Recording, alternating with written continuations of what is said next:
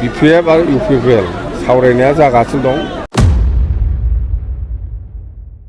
जे UPPL आरो BPF मिलायखासिगोन। किन्तु बे सावरायफुबाय थानाय समावनो बे UPPLनि माखासे नेता कर्मिफ्रा ओरैबायदि ब्लेकमेल खालामगासिनो दं। सावरायनाया मोजाङानो जानांगौ।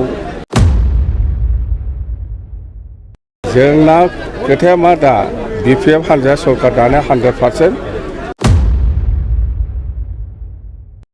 जोंनिफ्राय आरोबाव सोरबा थांनो लुबैदोंब्ला जों हगारगोन।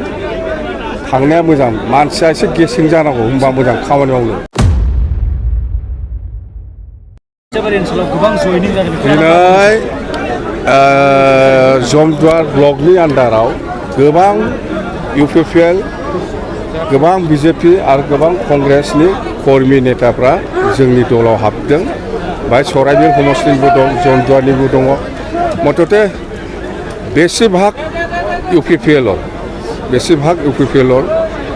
मानसिफ्रा जोंनाव हाबदों आरो BJPनिबो दङ। मथथे जमदुवार हिसाबै दिनैनि दिनाव जों बुंनो हायो स्पष्ट जाबाय जमदुवार समस्ति हिसाबै BPF दला देरहाफिनबाय। आगोलावबो देरहादों, एबारबो देरहागोन। खोथाया बेनो। ससियेल मिडियायाव नुनो मोनो BPFजों UPPLजों ज' जानानै खोथा चर्चा सोलियो। बेखौ मा बुंनो सावरायनाया BPF आरो UPPL सावरायनाया जागासिनो दं। खेबनै खेबथाम जाबाय। सावरायनाया मोजाङानो जानांगौ। जायोबा मोजां, आंबो दिनै ज' जानायखौ लुबैदों। किन्तु बे सावरायफुबाय थानाय समावनो बे UPPLनि माखासे नेता कर्मिफ्रा ओरैबायदि ब्लेकमेल खालामगासिनो दं। थारमाने बे माने जोंनि दलखौ सेस खालामनो नाजादों, नस्थ' खालामनो नाजादों। बिसोर बुंदों जे UPPL आरो BPF मिलायखासिगोन आरो हाग्रामाया दिसपुराव थांनानै मन्थ्रि जाहैसिगोन आरो प्रमद बर'आ BTCनि चिफ जाफिनसिगोन होननानै माने बांसावगासिनो दं बिसोरो। किन्तु बे खोथाया नङा। थारमाने बिसोरो जोंखौ सावरायनायनि नामाव सावरायबाय थाफानानै जोंनि BPF हान्जानि मानसिफोरखौ बोलांनाय। प्रमदानो BTCनि चिफ जाखासिगोन होननानै UPPLनि मानसिफ्रा माने जोंनि BPF हान्जानि मानसिफोरखौ फैसा होयै लांबाय थादों होननाय खोनादों। बे एकदम मिसा खोथा। आङो BTCआवनो थागोन। BTCआवनो जोङो खामानि मावनांगौ दङ। दिसपुराव जों जेबो खामानि गैया। खौसे जायोब्ला सिट शेयारिंनि बाथ्रा फैदों।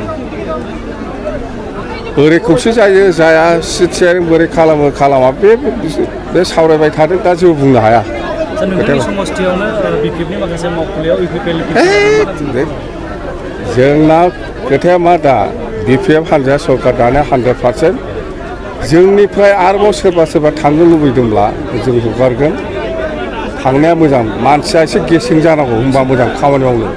बांद्राय होंगो दोंगोबा माबा जाया। थांनायफोरखौ मोजांसिन मोनदों आं। जायफोर थांदों बिसोर थांथोंसै आरो सोरबा थांबावनांगौ दंबा थांथों। किन्तु जोङो BPFआ 2025आव 100% सरकार दागोन बास। जोङो थांनोसो होगासिनो दं। सोरबा एसे उल्था फाल्था सानग्रा मानसिफोरखौ। बिराद मोजां दे जाबाय।